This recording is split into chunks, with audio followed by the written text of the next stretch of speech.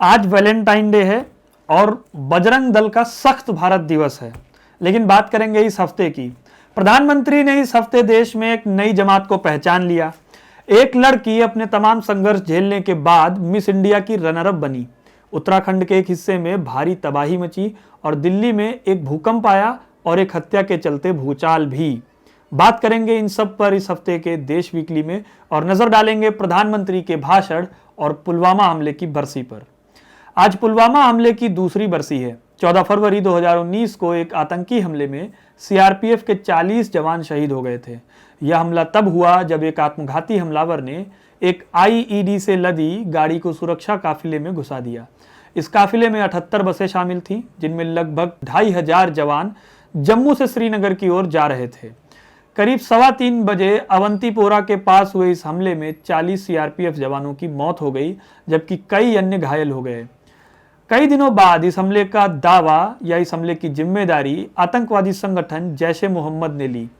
22 साल के एक आत्मघाती हमलावर आदिल अहमद डार ने विस्फोटक से भरे वाहन को बस में घुसा दिया था।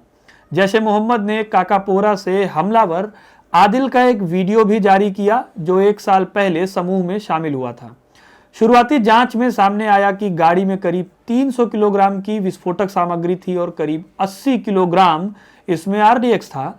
लेफ्टिनेंट जनरल हुड्डा ने पहले कहा कि सीमा पार से इतनी बड़ी तस्करी नहीं हो सकती, लेकिन बाद में उन्होंने इस पर कुछ कहने से मना कर दिया।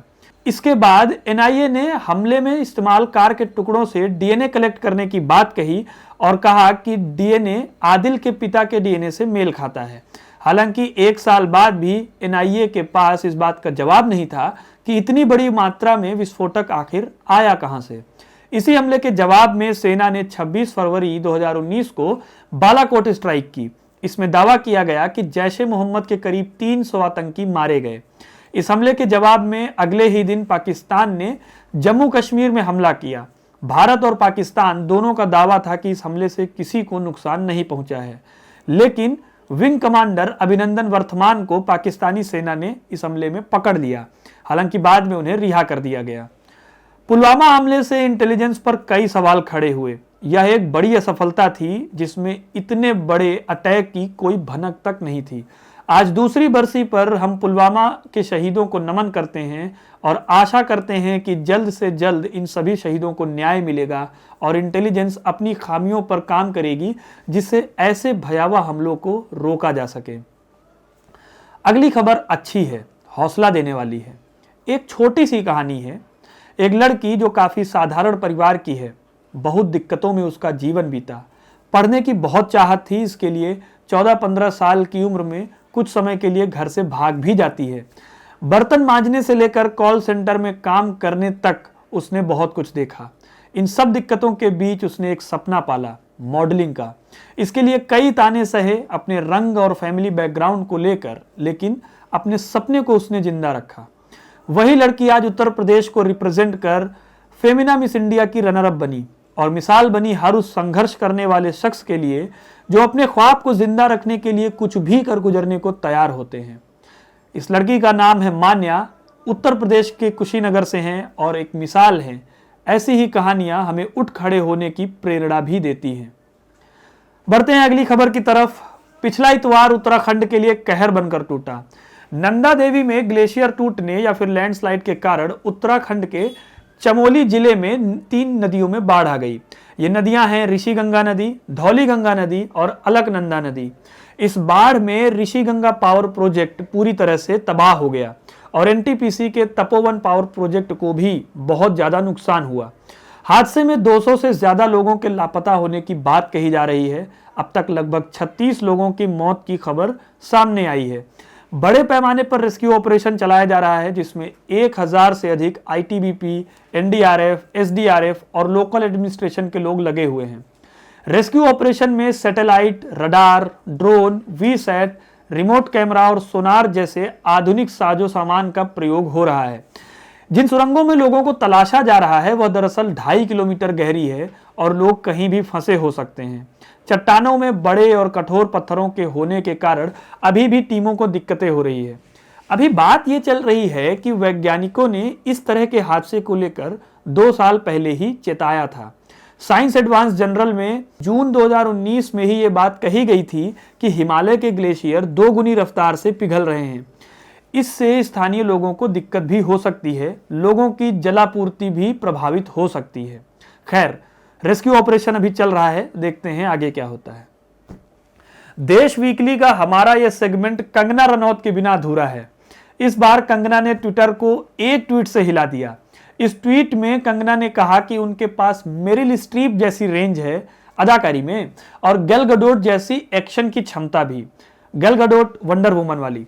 एक और ट्वीट करके कंगना ने बताया कि उनके पास नेशनल अवार्ड हैं और मेरिल के पास ये बात नहीं है।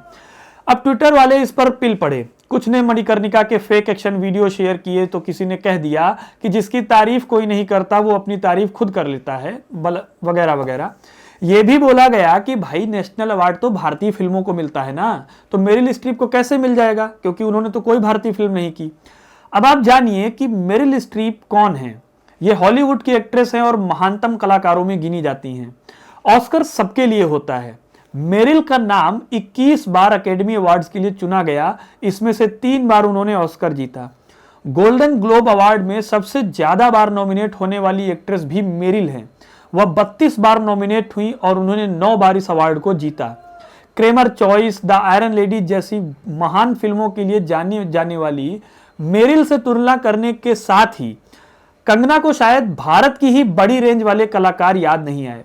नरगिस दत्त, शबाना आजमी, तब्बू, रानी मुखर्जी, मीना कुमारी, प्रियंका चोपड़ा, विद्या बालन, रेखा, तापसी पन्नू जैसे कलाकारों से सजा भारतीय सिनेमा शायद कंगना भूल गई। इसीलिए लोगों ने कंगना की आलोचना की। इसी बीच ट्विटर पर ट्विटर को ही बैन करने का ट्रेंड लगा। भाई यही होता है ट्विटर पर। हुआ कुछ यूं कि भारत सरकार ने ट्विटर से कुछ ट्विटर अकाउंट्स को रिस्ट्रिक्ट करने की मांग की, क्योंकि सरकार का कहना था कि किसान आंदोलन पर ये अकाउंट्स गलत प्रचार कर रहे थे। ट्विटर ने इनमें से कई अकाउंट्स को रिस्ट्रिक्ट भी कर दिया, लेकिन कुछ अकाउंट रिस्ट्रिक्ट नहीं किए। यहां ट्विटर इंडिया ने एक बयान जारी किया जो जानना बहुत जरूरी है। ट्विटर इंडिया ने बताया कि जिन अकाउंट्स को बैन नहीं किया गया है उनमें कई पत्रकारों, सोशल एक्टिविस्ट और नेताओं के अकाउंट हैं। ट्विटर ने भारत सरकार को भारत के ही संविधान का ज्ञान देकर यह अकाउंट बैन करने से मना कर दिया। अब इसको लेकर कंगना रनौत ने खुद से ट्विटर को अलग करने की बात कही और एक भारतीय सोशल मीडिया अकाउंट कू पर जाने की बात भी कह दी। इसी को लेकर ट्विटर बैन का ट्रेंड भी चल पड़ने लगा। कंगना के ट्विटर से जाने से ट्विटर की छवि को धक्का पहुंचा है। खैर, यह सब चलता रहता है। हम बढ़ते हैं अगली खबर की तरफ और आपको ले चलते हैं दिल्ली की ओर। दिल्ली में इस हफ्ते भूकंप भी आया और एक हत्या से भूचाल भी मचा। मंगोलपुरी में रिंकू शर्मा नाम के एक लड़के की हत्या कर दी गई। उसके दोस्तों ने उसकी हत्या कर दी। आरोपी कहा जा रहा है कि मुस्लिम है। दिल्ली पुलिस ने आरोपियों को गिरफ्तार कर लिया है। पुलिस के अनुसार पुराने रेस्टोरेंट के बंद होने से विवाद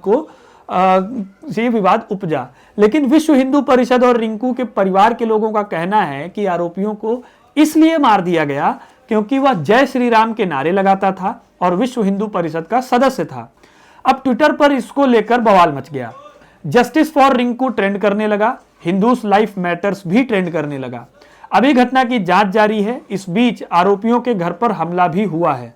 आप इस घटना को किस तरह से देखते हैं, हमें कमेंट सेक्शन में बताइए। हम बस ये कहना चाहते हैं कि दोषियों के खिलाफ सख्त से सख्त कार्रवाई होनी चाहिए। अगर इसमें कोई हिंदू मुस्लिम एजेंडा है भी तो उसकी पूरी जांच होनी चाहिए। कुछ लोग इसके लिए एंटी सेकुलर इंडिया की बात करने लगे, कहने लगे कि तथाकथित सेकुलर लोगों को इसमें कुछ नहीं दिखेगा क्योंकि जो पीड़ित है वो एक हिंदू है। आप एक बात समझिए कि किसी मुस्लिम के ऊपर धर्म के नाम पर हमला भी उतना ही घातक है जितना हिंदू पर धर्म का नारा लगाकर हमला करना या धार्मिक विद्वेष में हमला कर देना। वो लोग सेकुलर हो ही नहीं सकते जो इस हमले को अच्छा बता रहे हो। दरअसल ऐसा ट्रेंड कराने वाले लोगों में एक खींच दिखती है उन लोगों के खिलाफ जो इस एजेंडा में फिट नहीं बैठते। ऐसा ही आपको दूसरी जमात के लोगों में भी देखने को मिल जाएगा।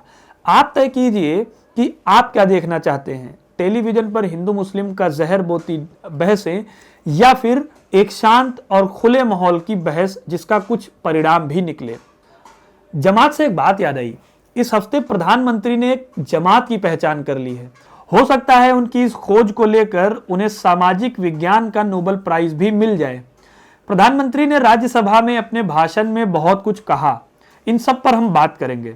उन्होंने कहा कि देश में एक अलग जमात पैदा हो गई है, ये जमात आंदोलनजीवी है, ये लोग आंदोलन की बदौलत जिंदा रहते हैं। इसके अलावा उन्होंने ये भी कहा कि आंदोलनजीवी इस बात पर आंदोलन करते हैं कि अगर ऐसा होगा तो भविष्य में ऐसा होगा। इस तरह का भय लोगों में पैदा किया जाता है इनके द्वारा, जो देश के लिए खतरनाक है। प्रधानमंत्री को यहां यह सोचना होगा कि जब नोटबंदी और जीएसटी जैसे कानून लाए जा रहे थे, तब ऐसी ही कई भविष्यजीवी बातें की जा रही थी। अर्थव्यवस्था जब पटरी से उतर रही थी, तब कहा जा रहा था कि अभी नुकसान हो रहा है, आगे फायदा होगा। अभी ये सब नहीं दिख रहा है। अब आंदोलनजीवियों और भविष्यजीवियों में अंतर यह है कि आंदोलनजीवी आज फायदा दिखाकर कल होने वाले नुकसान की बात कर रहे हैं, और सरकार आज होने वाले नुकसान को टालकर भविष्य में होने वाले फायदे की बात करती रहती है। मतलब ऐसे ही मैंने सोचा कि आपको बता दूं। दूसरी बात यह है कि आंदोलनजीवी जमात अगर है भी, तो क्या ये अभी से है?